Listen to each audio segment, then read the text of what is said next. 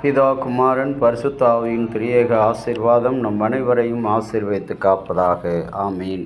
கிறிஸ்துவுக்குள் பிரியமான அன்பு இறை மக்களே, இந்த அருமையான நாளிலே உங்களோடு கூட பகிர்ந்து கொள்ள யோசுவாவின் புஸ்தகம் 15ஆம் அதிகாரம் 10வது வசனம்.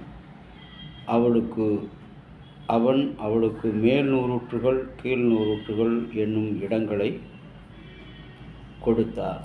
கிறிஸ்துவுக்குள் அருமையான இறை மக்களை, மேல் நீரூற்றுகள். காலேப்பினுடைய மகள் தன்னுடைய தகப்பனிடம் தனக்கு ஏதாவது நிலங்களை, செழிப்புள்ள நிலங்களை கொடுக்க வேண்டும். எப்பொழுதுமே மனிதன் ஆசைகளுக்கு உட்பட்டவன். ஆகவே தான் அவன் இந்த உலகத்தின் மீதும், உலக பற்றுகள் மீதும், உலக பொருள்கள் மீதும், நிலத்தின் மீதும் ஆசை கொண்டுள்ளான். இன்றைக்கு இந்த ஆசை காலேப்பினுடைய மகள் அவளுடைய வாழ்க்கையிலும் அது இடைப்பட்டது. இன்றைக்கு நம்முடைய வாழ்க்கையில் நாம் நினைக்கிறோம், நமக்கு நல்ல ஒரு செழிப்பான ஒரு இடம் வேண்டும். தண்ணீர் வசதி, போக்குவரத்து வசதி, மருத்துவ வசதி, கல்வி வசதி, பயண வசதி அனைத்தும் நிறைந்த ஒரு இடத்தை நாம் தேடி அலைந்து அதை வாங்கி எப்படியாவது அதில் ஒரு இல்லத்தை கட்டி குடியிருக்க ஆசைப்படுகிறோம். அதுபோல் இந்த காலேப்பினுடைய மகள் ஆண்டவரிடத்தில் கேட்கிறாள்.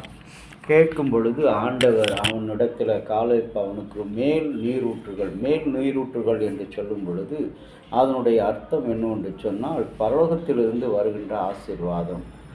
சுற்றுப்புறங்களிலே உங்களுக்கு தேவையான மழையை நான் உனக்கு வருஷிக்க பண்ணுவேன் என்று சொன்ன ஆசீர்வாதமான அந்த மேல் நீரூற்றுகள். அந்த நீரூற்றை கடவுள் தருவதாக வாக்கு கொடுக்கிறார். அது மாத்திரமல்ல, கீழ் நீரூற்றுகள் என்று சொன்னால் மண்ணில் விளைகின்ற ஒரு அற்புதமான ஒரு நீரூற்று. இன்றைக்கு ஒரு காலத்தில் நாம் வாழ்ந்து கொண்டிருக்கிற பூமியில் 10 அடி தோண்டினால் 5 அடி தோண்டினால் நீரூற்றுகள் வரும். ஆனால் இன்றைக்கு இந்த நீரூற்றுகள் அனைத்தும் கார்ப்பரேட் கம்பெனிகளுக்கு அரசு லாப நோக்குடன் தன்னுடைய செல்வங்களை, நம்முடைய இயற்கை வளங்கள் நிறைந்த அந்த நீரூற்று உள்ள கீழ் நீரூற்றுள்ள பூமியை அது தாரை வார்த்து கொடுத்து அதனுடைய உரிமையும் அவர்களுக்கு வழங்கினது. அவர் எந்த நேரம் வேண்டுமானாலும் இங்கிருந்து தண்ணீரை எடுத்து தன்னுடைய நிறுவனங்களுக்கு, தன்னுடைய உற்பத்திகளுக்கு பயன்படுத்தி கொள்ளலாம் என்ற அந்த செயல்களை அவர்கள் செய்கிறார்கள். இந்த உலகத்தில் ஒரு உண்மையான ஒரு காரியம் என்னவென்று சொன்னால், ஒரு மனிதன் மண்ணை அள்ளி தின்று கொண்டிருந்தான். அப்பொழுது அவனிடம் கேட்டார்கள், ஏன் ஐயா மண்ணை சாப்பிட்டு கொண்டு இருக்கிறாயோ? ஐயா, இந்த உலகத்தில் கலப்படமில்லாத ஒரே ஒரு பொருள் இந்த மண் ஒன்றுதான். ஆகவே இந்த மண்ணை நான் உண்கிறேன் என்று சொன்னார். எவ்வளவு வேடிக்கையான விஷயமுள்ள, அர்த்தமுள்ள, ஆழமான ஒரு காரியம் பாருங்கள்.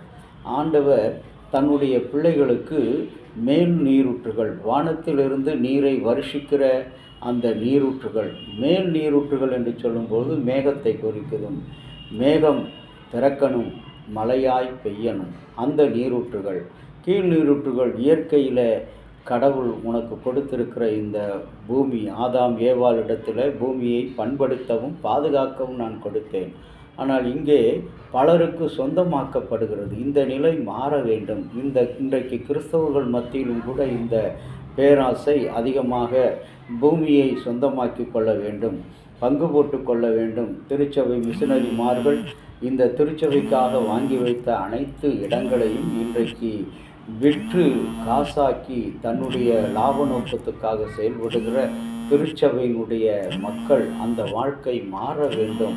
கடவுள் நமக்கு கொடுத்திருக்கிற இந்த ஆசீர்வாதம் அனைவருக்கும் உரியது. ஆகவே இந்த ஆசீர்வாதத்தை நாம் விட்டுவிடாதபடி பயபக்தியோடு வாழ ஆண்டவர் அழைக்கிறார். கடவுளை நோக்கி ஜெபம் செய்வோம். அன்பின் கடவுளே, ஆசீர்வாதமாக நீர் கொடுத்த இந்த நல்ல நாளுக்காக நன்றி. இந்த நாளிலும் நாங்கள் காலேப்பினுடைய மகளுக்கு நீர் கொடுத்த அந்த நீரூற்றுள்ள அந்த வாழ்க்கை எவ்வளோ பெரிய ஆசீர்வாதம். மேல் நீரூற்றுகளும் கீழ் நீரூற்றுகளும். நாங்களும் இந்த கீழ் நீரூற்றை இன்றைக்கு பங்கு போட்டு பல லாப நோக்குடன், பணத்துக்காக, சுயநலத்துக்காக உறிஞ்சி விற்கின்ற ஒரு நிலையில் இருக்கிறோம். இன்றைக்கு தண்ணீர் அனைவருக்கும் சொந்தம். இலவசமாய் கிடைக்கக்கூடிய தண்ணீரை இன்றைக்கு பணம் கொடுத்து வாங்கி உண்ணுகின்ற காரியம். ஏழை எளியவர்கள் பசியை போக்கக்கூடிய ஆகாரமாக இருக்கின்ற நிலத்தடி நீராகிய தண்ணீர் இன்றைக்கு உறிஞ்சப்பட்டு அது பணத்திற்கு விற்கப்படுகிறது. அன்றைக்கு ஆமோஸ் தீர்க்கதரிசி சொன்ன அந்த வார்த்தையின்படி, ஏழையை ஒரு சோடி செருப்புக்கு விற்கிறீர்கள், நீதி நியாயம் உங்களுக்கு எட்டிக்கனியைப் போல் கசப்பு காயைப் போல் இருக்கிறது என்று சொன்ன அந்த வார்த்தையின்படி ஆண்டவரே, எங்களை உணர்ந்து நாங்கள் அர்ப்பணிக்கிறோம். இனிமேல் இப்படிப்பட்ட பாவமான வாழ்க்கைக்கு எங்களை விடுதலையாக்கும், காத்துக்கொள்ளும். இறைமைந்தன் இயேசுவின் வழியாக வேண்டுகிறோம் நல்ல பிதாவே. ஆமேன்.